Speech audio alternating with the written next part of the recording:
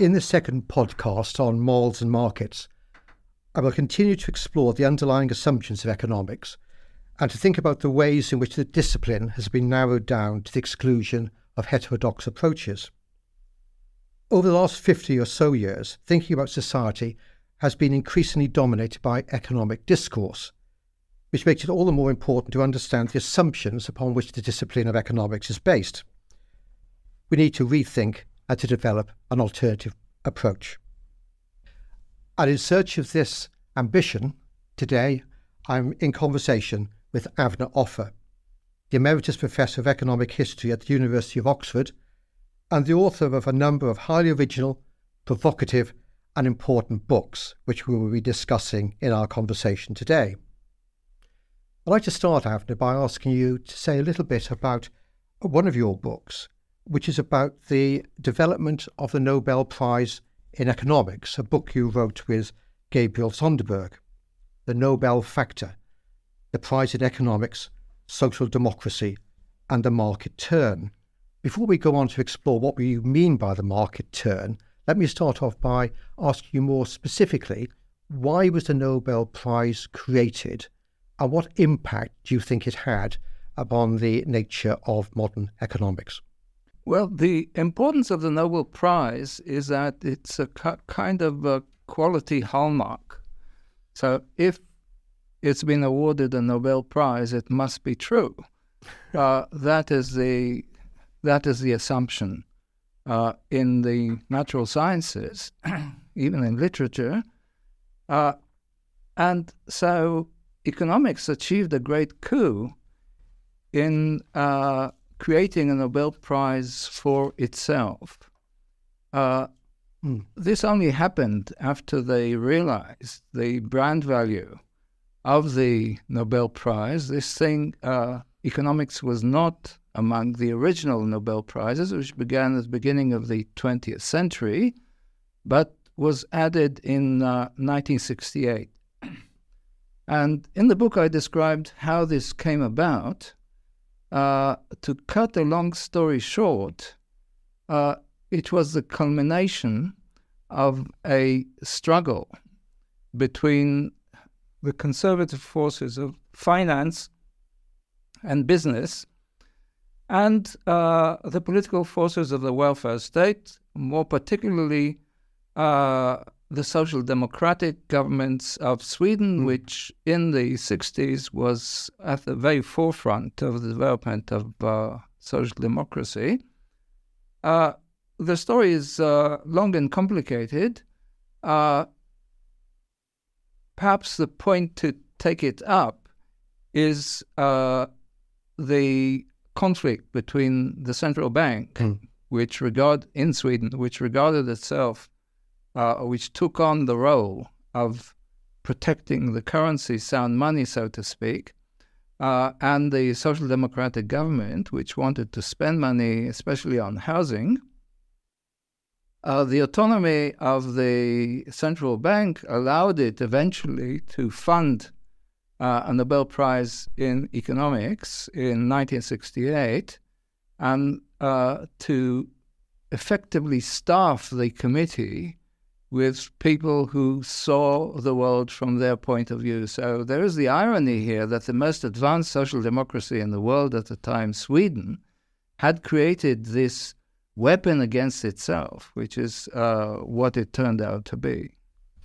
That's very interesting. So you say it's not funded by the Nobel Foundation itself, it's funded by the Swedish Central Bank. But does the Nobel Foundation itself award the prize? Well, the prize is awarded by the Nobel Foundation, but essentially by the various Swedish academies, depending on the discipline, and except for the Peace Prize, which is awarded by the Norwegian Parliament, with the idiosyncrasies you can expect from politicians giving a prize of that kind. At any rate, this particular one is awarded by the Royal Academy of Sciences, which includes the social sciences. However, the procedure is the same procedure as applies to the awards in the sciences, not in medicine, which again is awarded by a different body. So it has the imprimatur of science. The funding is guaranteed from the Swedish Central Bank, in other words, by the Swedish taxpayer. That's very interesting. I remember speaking to a Swedish taxpayer a few years back at a conference who said that the prize should be abolished because it was an ideological construct. I wonder if you could say what your view is on that. I mean, who has been awarded the prize? Has it been people of a particular ideological perspective with only a minority from other views? Well, we've investigated the political orientation of the prize and whether it has one.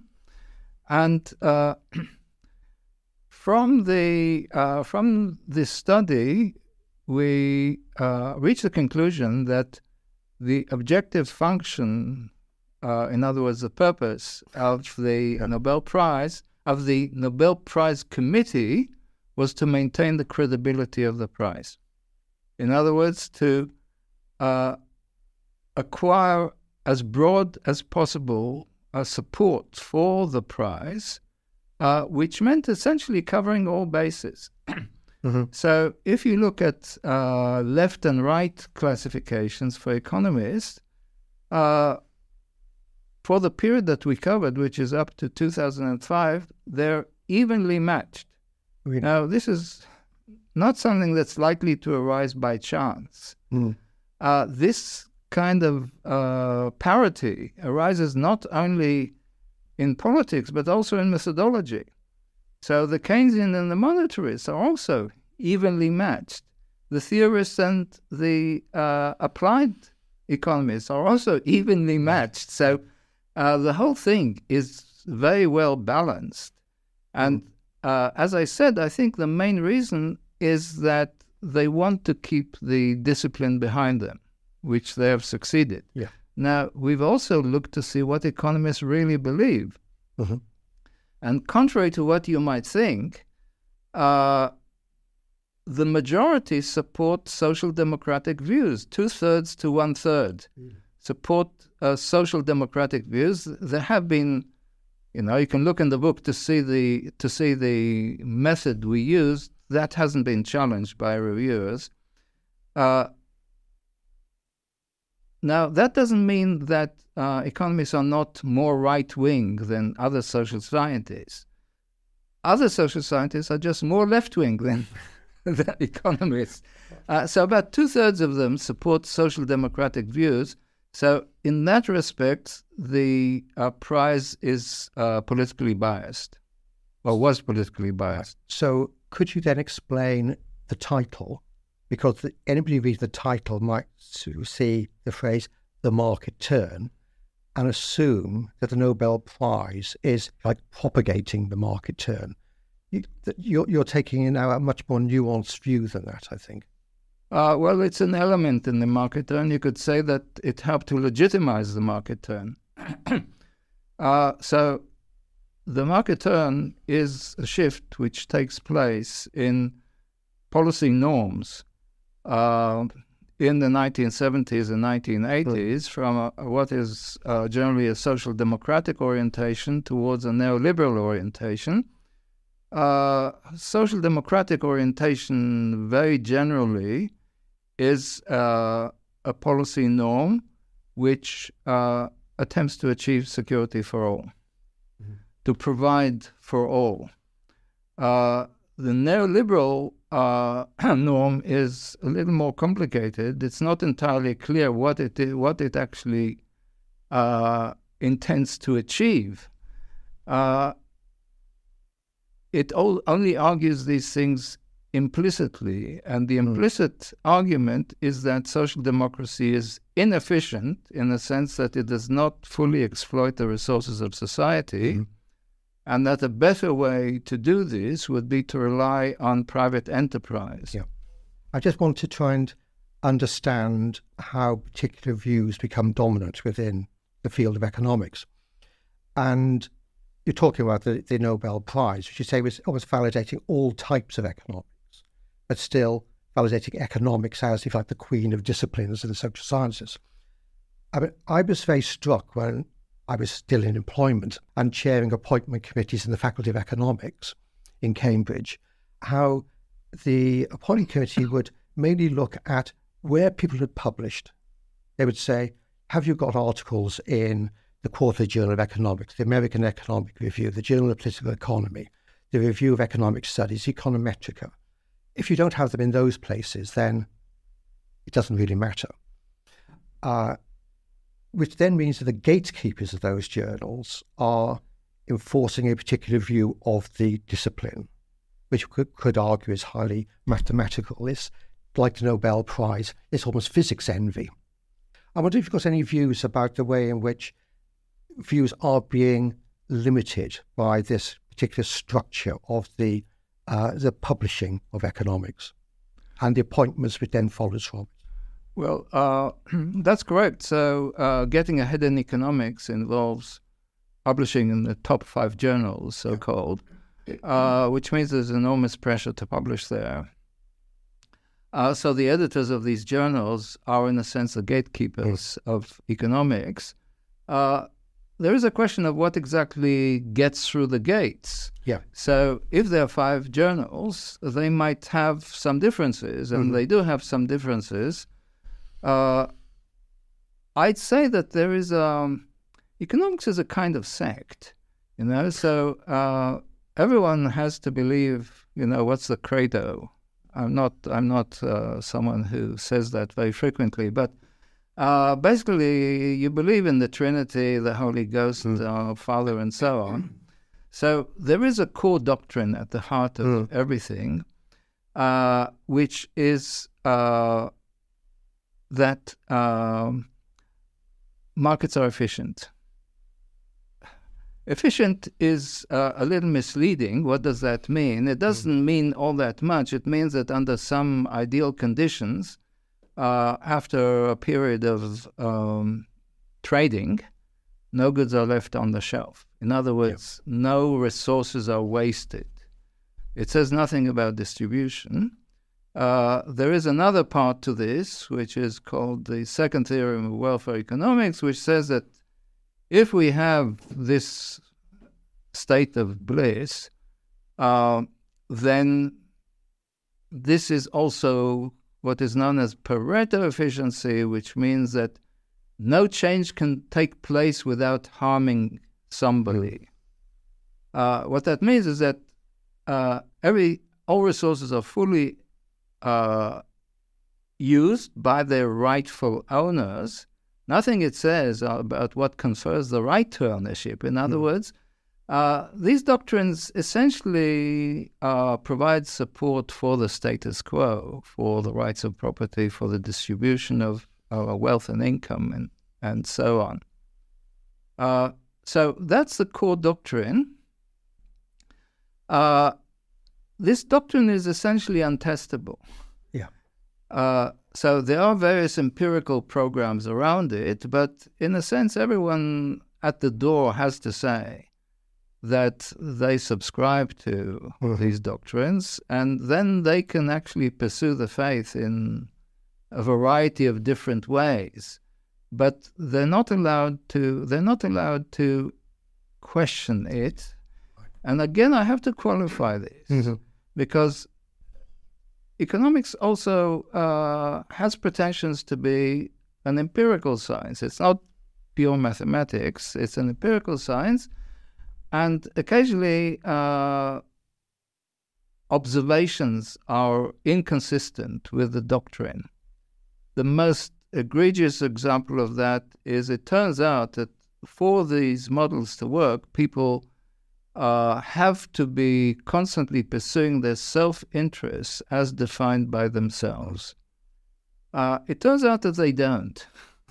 They have all sorts of other motives, so that's called behavioral economics.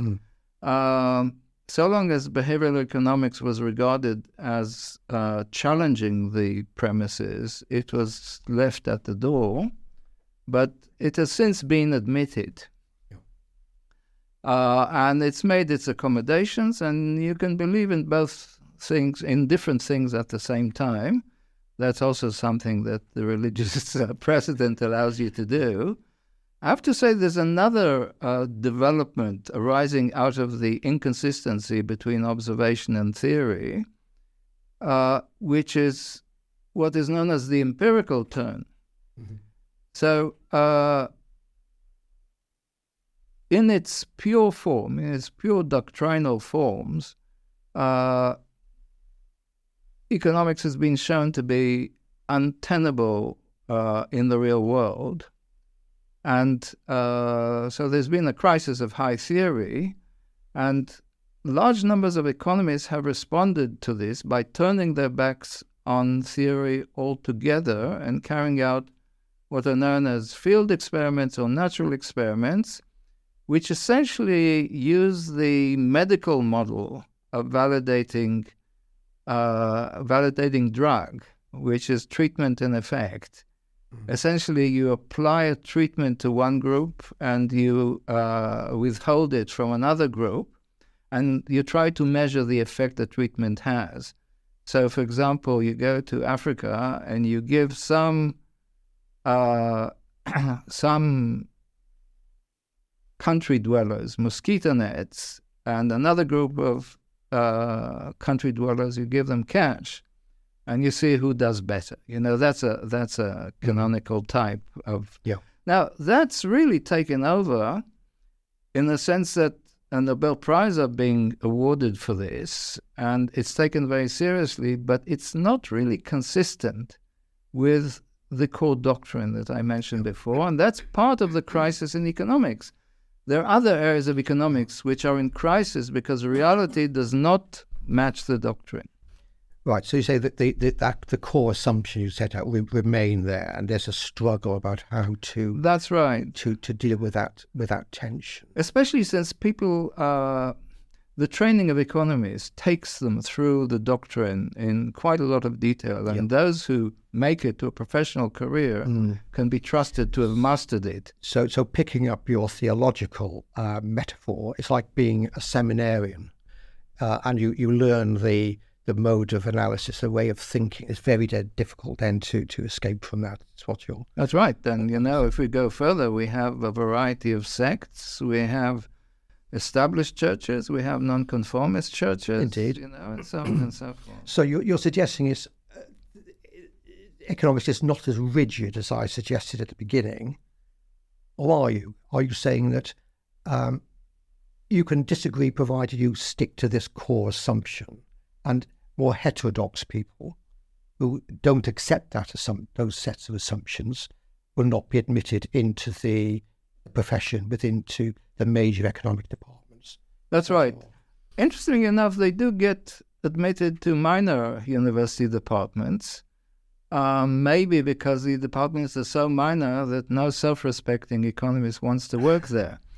But could you give an example? Yes, I can give. Yes, there's a wonderful example. So I think the best heterodox economist in the world today is someone called Steve Keen.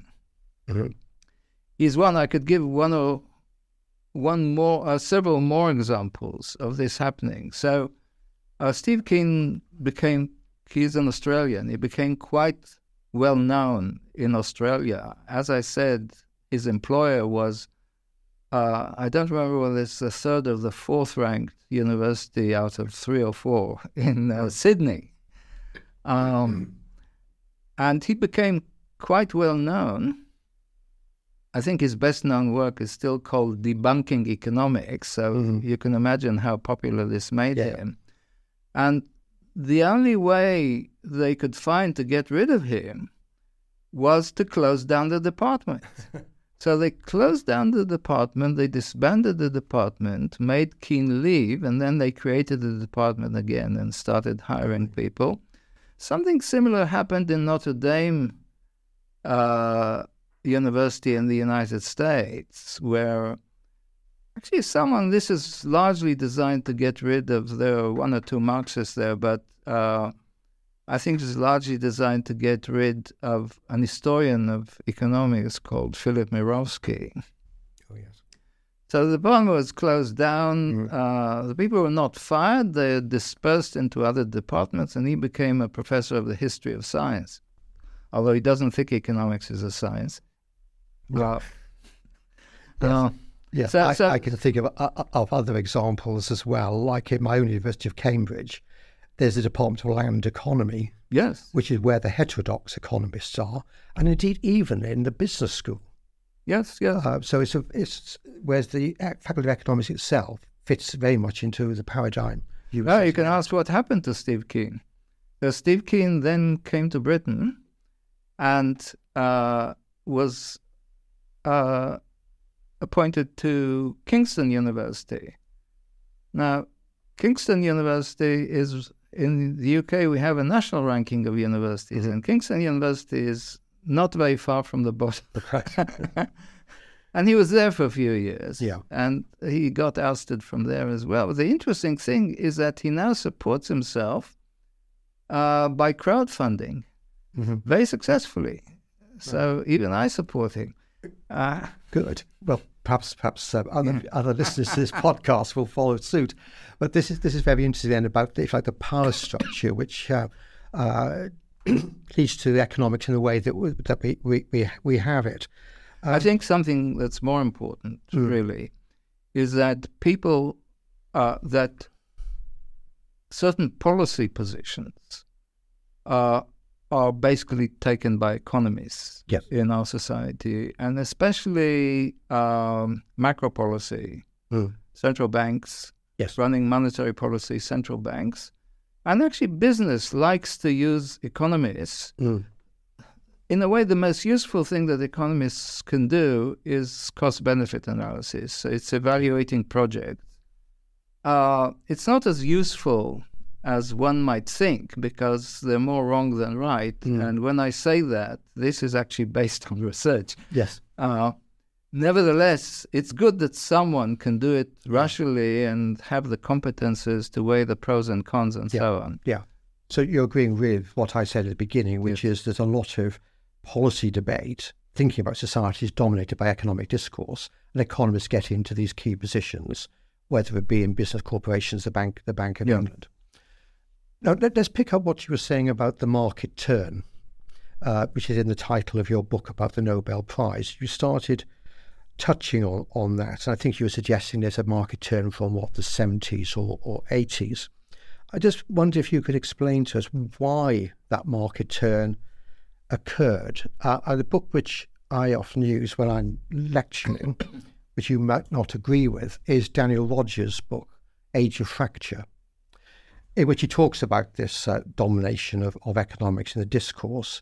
And he says there's a turning away in the 70s and 80s away from thinking about society as being about solidity, solidarity, collective institutions, managed markets, stable identities, into a sense of multiple identities, deregulated markets. And he says this is both on the left and on the right.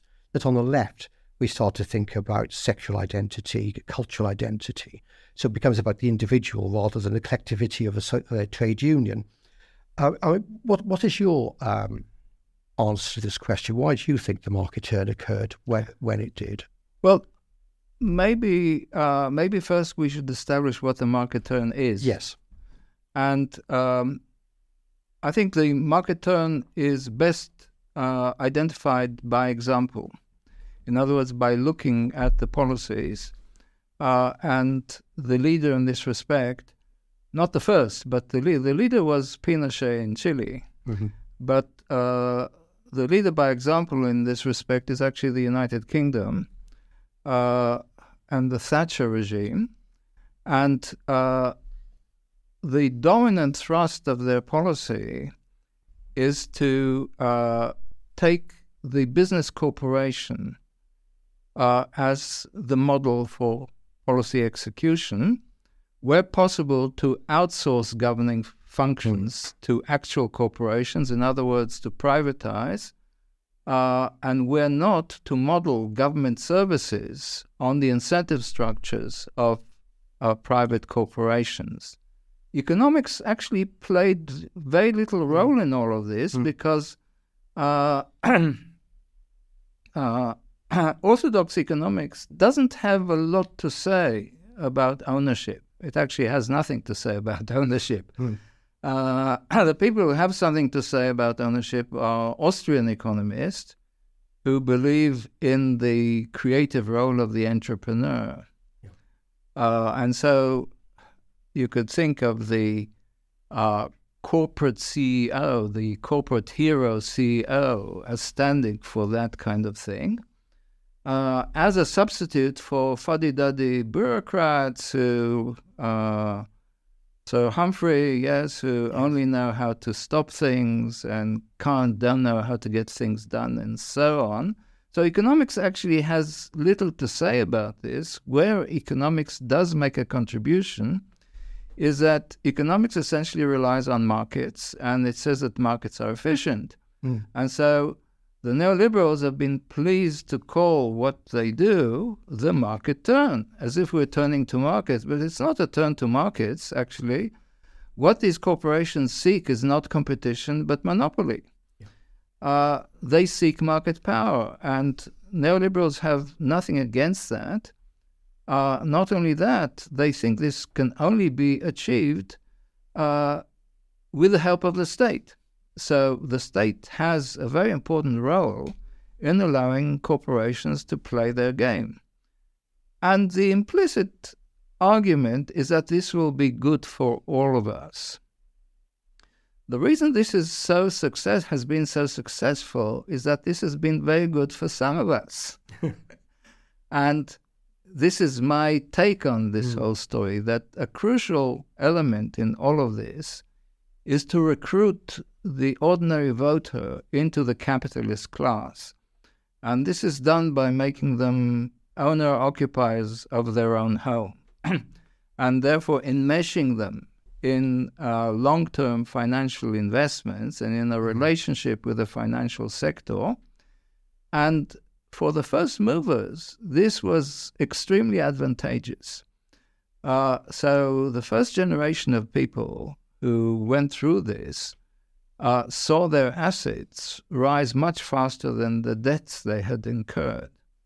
And so a whole generation enjoyed windfall wealth in the form of rising house prices, and that inclined them to support parties who supported this reform.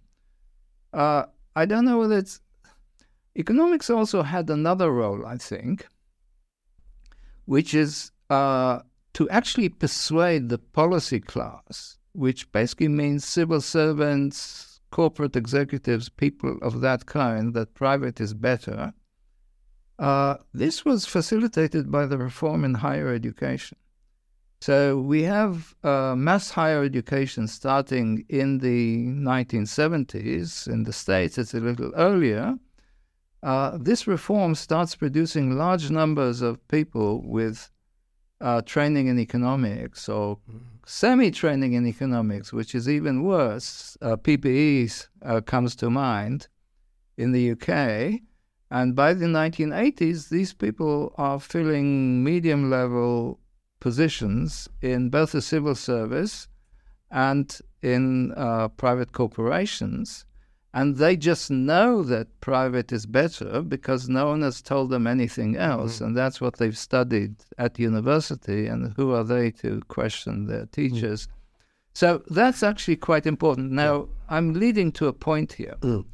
And the point is this, that these people essentially persuaded the social democratic parties to abandon social democracy and embrace neoliberalism. This happens in a very short period of time. Pretty much every social democratic party in the developed world made this shift, I would say, quite narrowly between 1978 and 1982. This requires closer study. Someone has already studied it in a book that's too long for me to read. But Who was that? Mudge. Her name is Mudge. But this has already been identified, but I don't think it's entered the historiographical discourse sufficiently. So that's the market turn. Now, why did it happen? I think the my take on this is that this is a blowback by the financial and business elites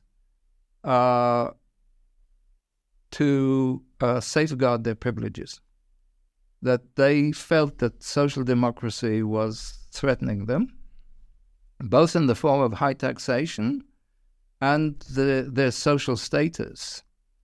So there is a well-concerted operation, which the ground for this was laid over a period of 30 years in the annual meetings of the Mont Pelerin Society. There's a famous Powell Memorandum in the United States from 1973, I think, which lays down the whole program, which actually, as it unfolded, with very precisely. So I think this is well planned. This is well endowed. Think tanks, endowed chairs, the development of whole disciplines like law and economics, rational choice. So this is a very solid movement which had quite impressive intellectual foundations as well. But the purpose, I think, was to maintain the privileged in their privileged positions, and that has succeeded, because one of the main consequences of the neoliberal revolution is a large increase in inequality. In the UK, most of the rise of income inequality which took place in the 10 years of the Thatcher government. Yeah. After that, it stabilized at a higher level, but it rose by something like 50% on the measure that's used, the Gini coefficient. Inequality rose by something like 50% over a period of 10 years. So if we hypothesize that that was the purpose, then it was successful. Let me press you on this Avner. Okay, so accept the market turn, and you're using that as a synonym, I think, for neoliberalism, yeah. Although one might press you a little bit on that if we have time, about other different types of neoliberalism. But you're saying that this market turn takes place, and you're almost seeing this as a cynical, self-serving conspiracy by wealthy elites, financiers, Wall Street, the city of London. Could one put a different spin on this and say, well, actually, no, there was actually a crisis of capitalism in the 1970s. In Britain and in other OECD countries, the profit rate was being squeezed. I mean, partly, of course, because of the oil shock, but not just that. I think a slowing down of productivity growth, perhaps, the inability any longer, like in the 30 years after the war, to pay decent profits, keep prices down, and pay decent wages. And that is being squeezed. And people like Wolfgang Streeck are talking about a fiscal crisis as well, that the levels of taxation to provide the welfare, which is underlying that social compact between capital, labour and state, is being squeezed. I mean, is it arising from those, if like, structural features which certain people can exploit for their own self-interest, rather than how you've just been presenting it, which almost as if it's that group of people being able to shape policy by themselves, by their funding of research institutes? I could see what you mean. Something like, James Buchanan at the Virginia School of Economics, I think, was being funded by some of the right-wing political financial elite. But I wonder if you could just respond to my suggestion. There might be structural features as well. Okay, first, I'd just like to say briefly, you said cynical. Or realistic, you might say. Well, these people would say, what's cynical about looking after yourself, Okay. That's perfectly reasonable. And indeed... All the assumptions of economics that you outlined. That's right. So there's nothing cynical about it. I don't really think that these two lines of explanation are in conflict with each other. They reinforce each other. In that the trends that you describe, you should mention deindustrialization, which is very important. That's a major thing. Create the incentives for this group of people, these institutions, this group of people to mobilize energize them to move into action. Yeah. So all of that is correct. It creates a sense of crisis. You remember in Britain there's talk of a military coup in the late 60s. So I don't think that there's any contradiction between the two. These two trends reinforce each other. Okay. No, so you gave housing as an example of becoming involved within a constituency which support the market turn. Yeah. People, I suppose, of our age, dare I say it, who have gained from being early movers in buying housing have gained immensely from that, whereas the next generation won't. But I think you're saying there's a much wider sense of financialization within society, which is the other side of the coin of deindustrialization. That the size of the financial service sector in the UK is really very, very high since the 70s and 80s. Well, I'd say it's the other side of neoliberalism, because the people who ultimately benefit from neoliberalism are not the entrepreneurs, not the business people, but the financiers. Yeah. So, for example, if you take water was privatized with the promise of getting rid of fuddy-duddy bureaucrats who ran it in favor of enterprising entrepreneurs who would get us both lower prices and cleaner water and so on. What happened, in fact, and there's nothing to prevent it, and perhaps it was even envisaged to some extent, was that the water companies were picked up either by Australian conmen buccaneers like the Macquarie Group, who took on enormous loans, paid themselves enormous dividends, left the cupboard bare, and the rivers full of sewage. The other people who purchased these companies were the nationalized water companies of other countries. Yeah. But let me follow up on housing a minute before we come on to this whole big issue about where the divide should be between private and public, upon which you've written another very important book. So you say that housing, the right to buy, the selling off of council housing, the encouragement of owner occupation has led a lot of people to buy into this market turn. And we now have, you say, a serious housing crisis as a result of that. House prices have gone up so much and people can't afford to buy. I think when we first bought our houses, the average age of buying a first house was about 25 or 26, whereas now it's 35 or 36. For those who buy. For those who can buy. Yes. In fact, the biggest... Majority can't buy. The majority can't buy. The biggest tenure for people who are early adults is living with their parents. Which is sofa. Yes, or sofa surfing. Now, you take a rather pessimistic view, I suppose. We've all become capitalists, or some of us have become capitalists. Some of us have gained. Some people are being excluded. The top quartile or so of the population has gained. Bottom quartile, their wages have not really risen for the last 20, 30 years. We've become capitalists, so that some of us have engaging in large financial transactions. So what's the solution to the housing crisis? If you were advising the new Labour government, which says it's going to solve the housing crisis, what would you do? Would you become like Vienna, which many people hold up as a model of some sort of social housing of different tenures, or what would you do? Would you go back to Harold Macmillan and Clement Attlee building massive numbers of council housing?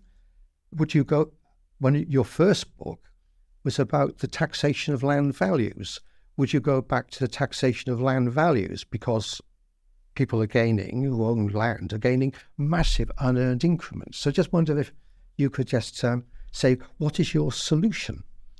Yes. In order to answer this question, we want to look a little further back to the origins of owner occupation. When neoliberalism came around, about half of homes in Britain were already in owner occupation, and the Conservatives identified this as a potential Conservative constituency. But owner occupation is actually a creation of social democracy. This is not sufficiently understood. So under capitalism, under laissez-faire, what we had in Britain is a buy-to-let system in which housing was provided by entrepreneurs who bought up, builders set up, built houses, which they sold to entrepreneurs who then rented them out. Mm-hmm. The length of time depended on the income, so manual workers could rent for the week or for the month or for the quarter, and better off people could rent by the year or sometimes for longer than that. But that was the system.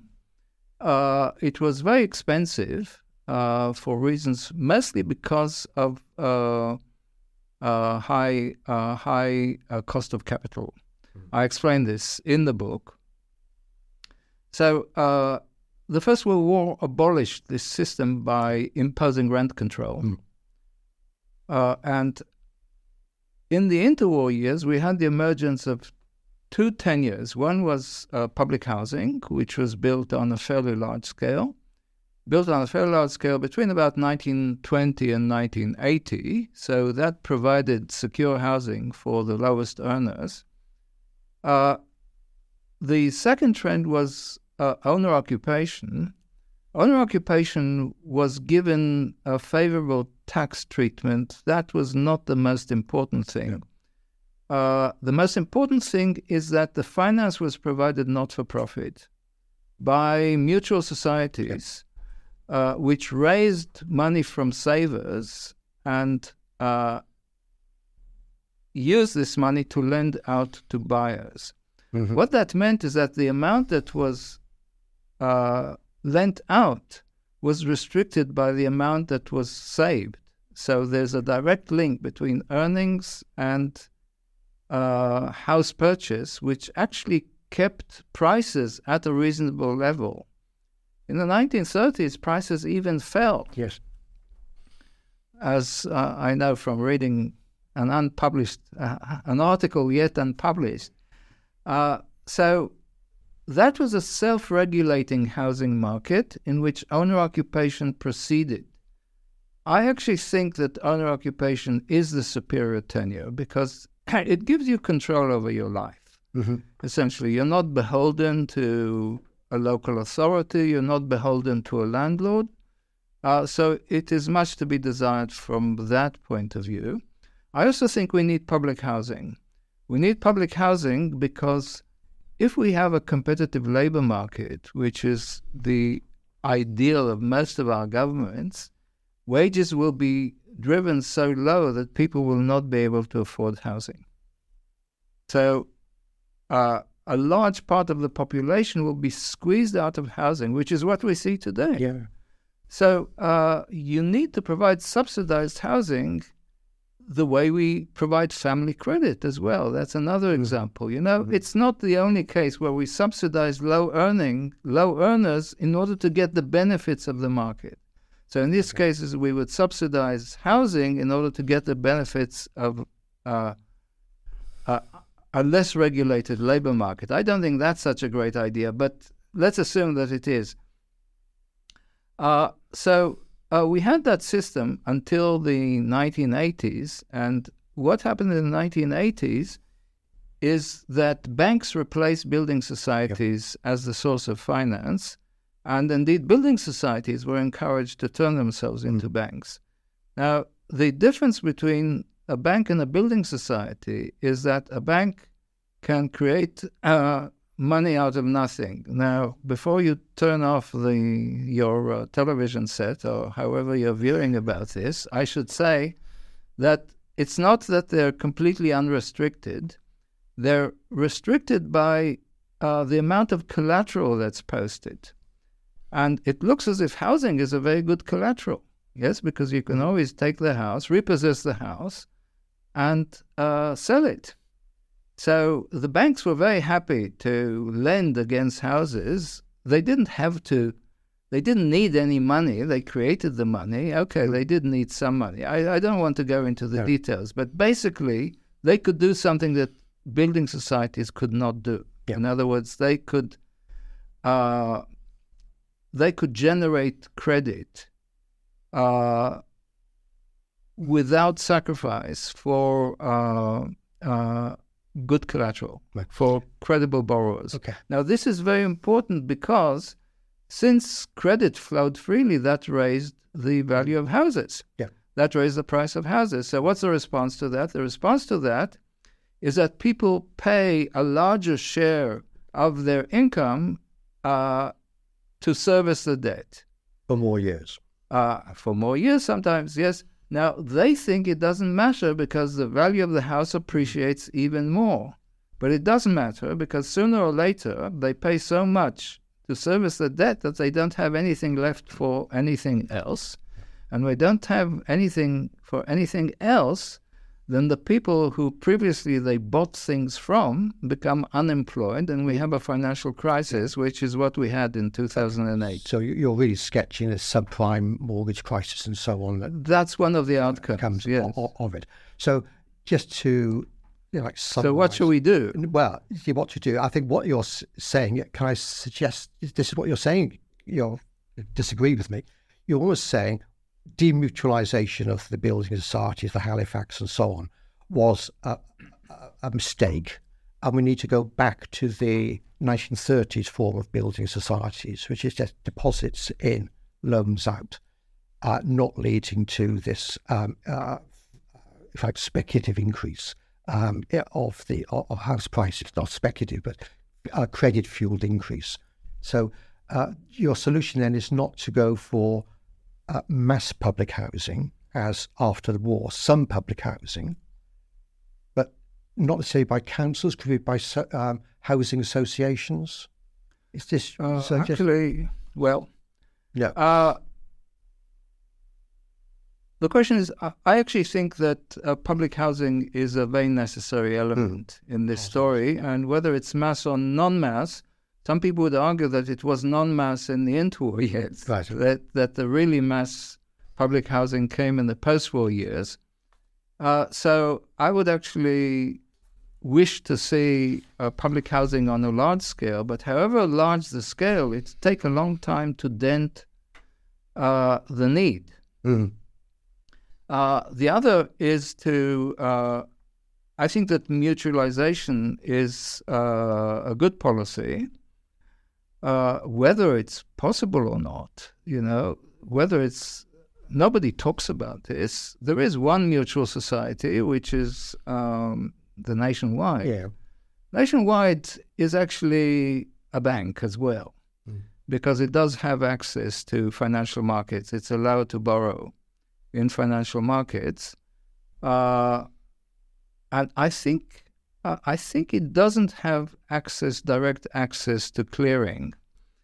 I'm not quite sure about this. So that's the difference between a building society and a clearing bank.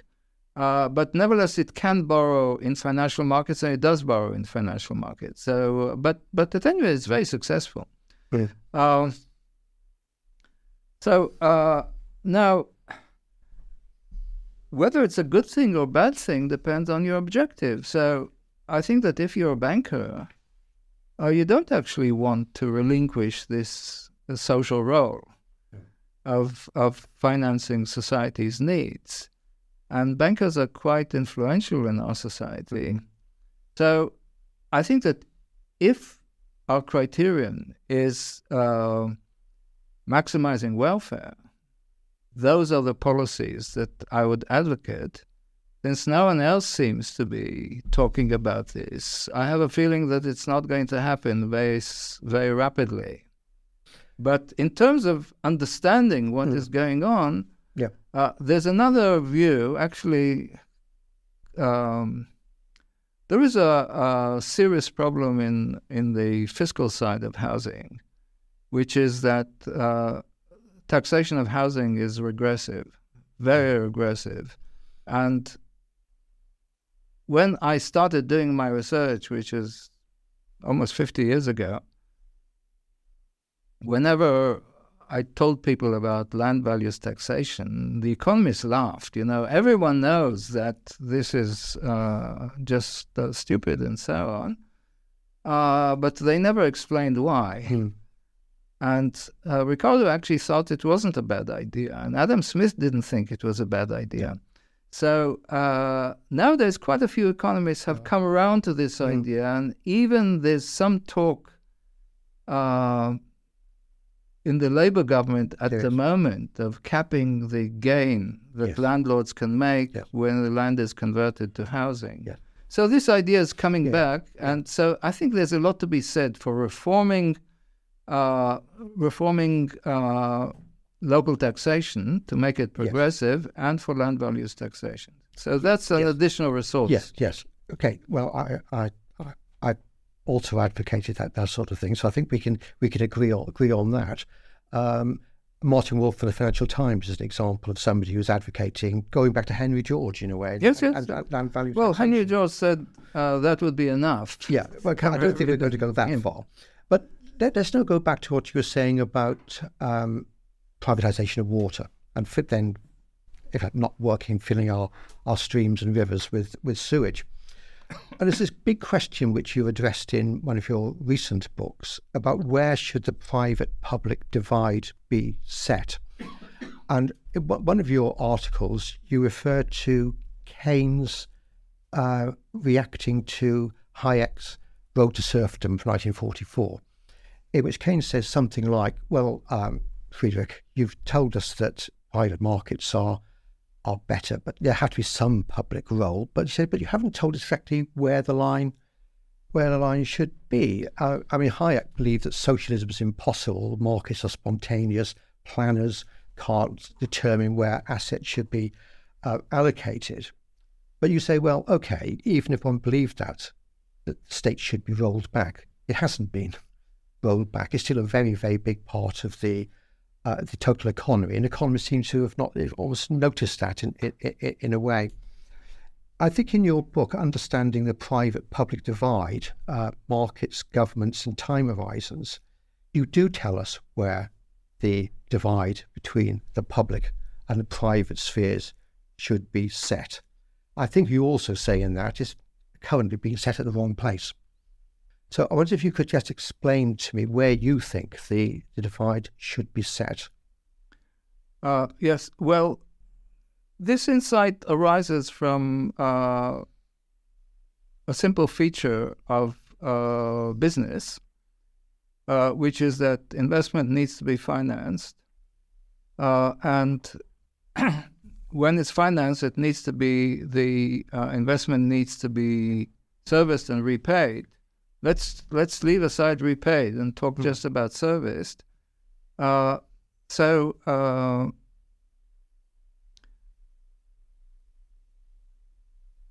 Servicing also implies a repayment period, and so the period in which the investment effectively needs to be repaid is restricted, and it's well defined, and is defined by the interest rate. For example, if we take a loan of £100 at 10% interest, then every year we pay £10, and after 10 years we've covered the amount of the loan. That's called the payback period. So what I argue is that anything that takes longer cannot be done by business alone. In fact, business needs much less time, a much shorter time to pay off, because business needs to cover not only the cost of finance, it also needs to make a profit. Also, business usually does discounting. So the dollar or the pound in 10 years' time is actually worth only about 60 pence. So at 10% interest, I've done this calculation in my head, so don't hold me to that figure. What that means is that if we do discounting, then in fact the loan needs to be, the payback period is only about 6 years long. So that means that under competitive market conditions, the investment has to pay off within a limited period of time. Businesses usually add what is known as the hurdle rate. There's some multiple of this. So usually they look for repayment in 4, 5, maximum 6 years. And I have some references about that. But most human undertakings actually take longer than that. And so does that mean that they're not carried out? Or does that mean that they're not carried out by business? Well, no. Business does undertake longer-term ventures. And but in order to go in there, it needs to be supported. It needs to be provided with some kind of guarantee, some kind of support. And this is forthcoming. The state does support longer-term private ventures. Many things are done not for profit. We should remember that. Education in this country, health services, science, culture, infrastructure, roads, but not water, for example. So a lot of things are done either by government or not-for-profit, but a lot of what looks like private enterprise is actually subsidized by government one way or another, and I call this a franchise. In other words, society undertakes its long-term projects by empowering private companies to deliver it and supporting it in a variety of ways. Now, we've had a notorious example of this in the private finance initiative, which the New Labour introduced. So they thought they needed private capital in order to invest in long-term projects like hospitals and schools, but they didn't want to damage their balance sheet by borrowing and putting it on the books. So they concocted a scheme by which they empowered private companies to do these things and guaranteed them a return that was twice as high as the cost would have been to the public sector to borrow and build these things themselves. They could always borrow at a cheaper rate. Yeah. Now, the franchise system, there are other ways of doing this. I won't go into this. There are 2 other ways of doing this. But this is the most important one, the franchise system. The franchise system requires collusion between the private and the public sector. In other words, the public operator, the civil service or the politician needs to transfer public resources to the private entrepreneur. And this quite frequently gives rise to quid pro quo. Mm-hmm. So this is a massive generator of corruption. And if you have the impression that our society is much more corrupt than it used to be, you need a long memory to remember a period when it wasn't so corrupt. I think this largely rises from neoliberalism. Neoliberalism is itself a franchise, because what it does is it imposes market methods with government support, government enforcement. That is what it is about.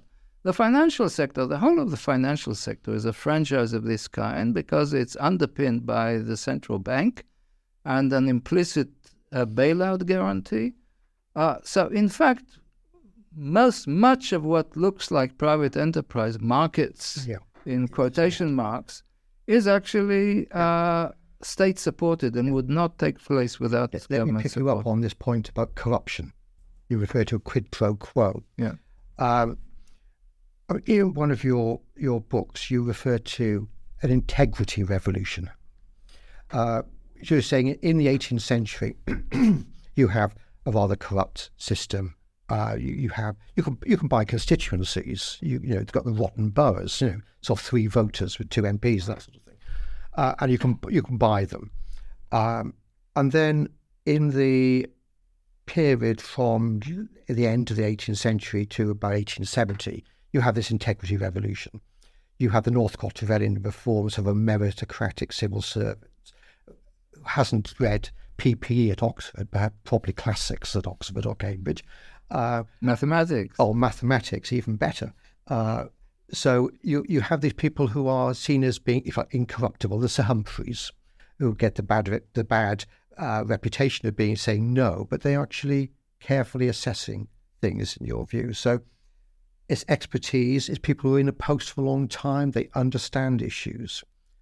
So you're saying that integrity revolution has a counter-revolution, and we now don't accept expertise so much. There's a constant rotation of people within posts, a revolving door between the private and public sector, franchises being sold, and we've seen some of the worst of that with the PB, the personal protective equipment scandal during COVID.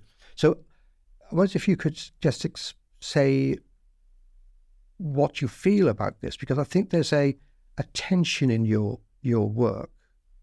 You're saying that we need to have these experts, we need to have meritocrats, we need to go back to the Sir Humphreys or the Northcote-Trevelyan reports. But you're also saying that democracy is hostile to expertise, is hostile to meritocracy, is short-sighted. They're voting for politicians who will give them what they want now. So in your book, The Challenge of Affluence, you're saying that actually we're becoming more myopic. We want pleasure now. We're on a hedonic treadmill of desire, if I remember your phrase correctly. So how are you going to have a solution? If you seem to be rather sceptical about the democracy, almost in the same way as James Buchanan, that politicians and the electorate want to have more welfare, more goods now. They're not looking for the long term. But if you've got a democracy which is myopic and is not looking for long term, how are you going to break out of this this bind, out of this downward spiral, if you like? Well, you're very keen on solutions. Well, what's the solution, Avner? Come on, you've told us a lot of problems. Well, what is the solution? I'm satisfied in trying to understand what is happening. You know, I'm more modest about... You're a historian, so as I am. So that's right, yes. So what I argued about bureaucracy is that it has the right incentives. It provides with the decision makers with incentives to pursue the public interest. They're not necessarily doing this because they are superior in terms of their morals and so on. However, although they are inculcated with the public spirit, but they're also well rewarded. Mm-hmm. So it's worth their while. This whole system emerged, by the way, in response to war. When European countries started taking war seriously, they realized that you couldn't fake merit. And therefore you needed to find ways of advancing the best and the brightest. The trouble about the best and the brightest is that they're distrusted by the common person, who is neither best nor bright. So that's the problem with democracy. There's another problem with business. Business doesn't like people who pursue the public good because it might go against their own interests. So the two very powerful forces of society, democracy and business, which are actually opposed to what I call a Weberian democracy. Weberian bureaucracy. Weberian bureaucracy is a bureaucracy which has self-regulating incentives. That's a system. Empirically, we know that the way out of corruption for developing countries is to actually establish Weberian bureaucracies. So that there's empirical evidence for that sort of thing. Now, when we say that democracy thinks that Jack is as good as his master, we intuitively sympathize with that, some of us at any rate. But I think democracy is also in crisis. Mm-hmm. And democracy is in crisis because the voters seem to choose the wrong things. Yes. I'd say, of course they choose the things that I don't like, so they're wrong in that sense. But they're also the wrong things in the sense that objective outcomes are bad. We've seen a very good example of that in the Brexit decision. Mm-hmm. So it's very difficult to find a good argument in favor of Brexit today, except the breast-beating me of nationalism. Mm. So democracy is in crisis. Yeah. So we see this in the podcast, which has taken place a few days before we're recording this podcast, between former President Trump and Elon Musk. Well, I didn't watch this one, but... So that is really an example of what you're suggesting. Are you almost saying that Elon Musk, in a self-interested way, is almost fomenting a dislike of democracy, because, or a crisis of democracy, because that would play to his best interests? Structurally, that seems to me to be the case. And that business on the whole has not supported social democracy. Indeed, what happened is the other way around. Social democracy has rushed to align itself with business.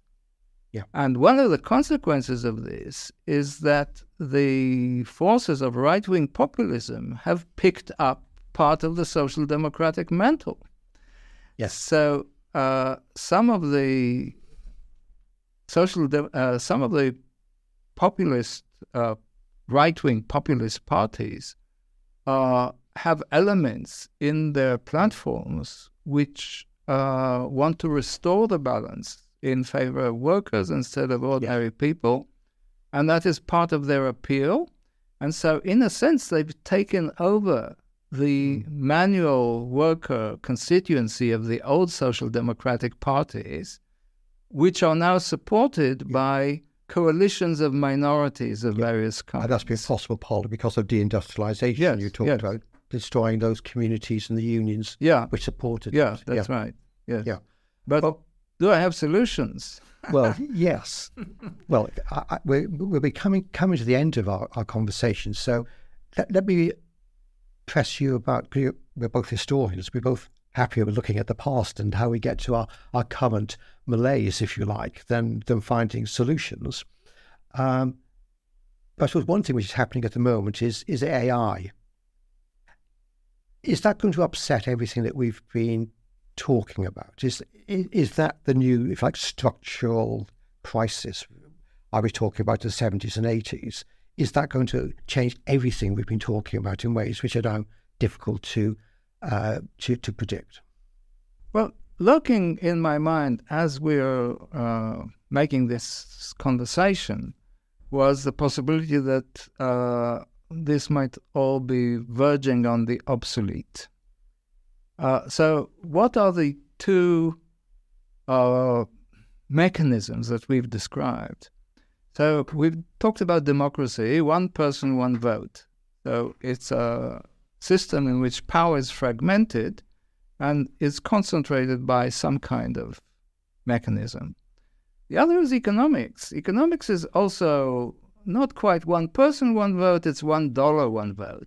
But the dollars are also very broadly distributed. But in both cases, they're premised on cognition, will, power, desire, all of them being fragmented among the 8 or 9 billion people on the planet.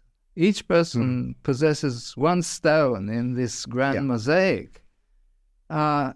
AI works on a very different principle. What AI does in its current manifestation, in its most successful manifestation, is that it concentrates all knowledge in one location.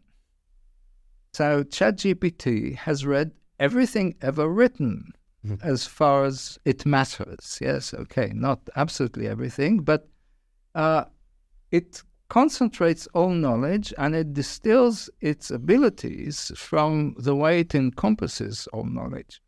That requires a complete rethink of how society is going to be organized, and I'm not sure that the thinking and this rethinking is going to be done by us, because what AI provides is potentially a superior level of cognition, and that raises the question of where does that leave us if, in fact, we're talking about superintelligence here, but the extrapolating from current trends, we're not talking about centuries, we're not even talking about decades, we're talking about something that could be pretty close. And we haven't even started thinking about this. I always think that in thinking about eventualities, it's best to concentrate on the worst case, because that's going to be the challenge, rather than a good case or the best case or a favorable outcome and so on. So in this case, we might well find ourselves with a superior cognition, possibly pushing us around and doing things without regard to democracy and possibly without regard to finance as well, to business and finance, because these are also fragmented models. Now, what form this will take, no one quite knows.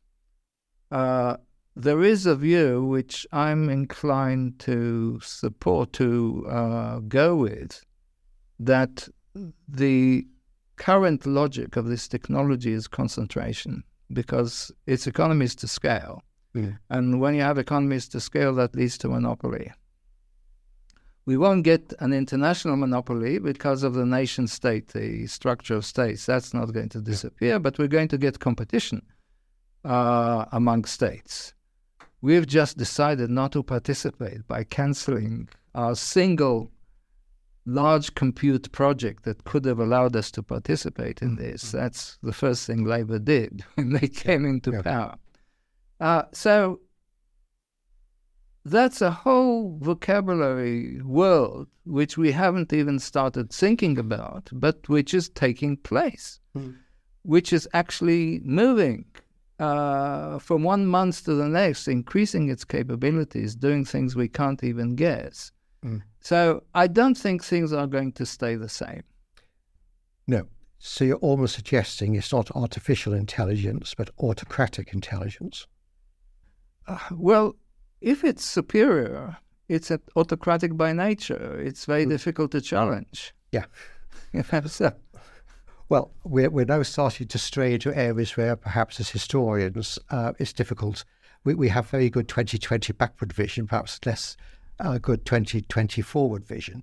I'm not quite sure, by the way, about that, because we've seen how these things take place. We've seen technological revolutions before. Precisely. Which I think most decision makers today are not actually equipped with. Yeah. Well, perhaps that is one note to finish on, which is perhaps a self-satisfied, a self-justifying note, which is as historians, we can understand long-term change, which is perhaps something which modern economics doesn't have. They don't really understand history. So one thing we should do for economists is give them a large dose of history. And thank you, Avner, for doing that for us today. Thank you very much.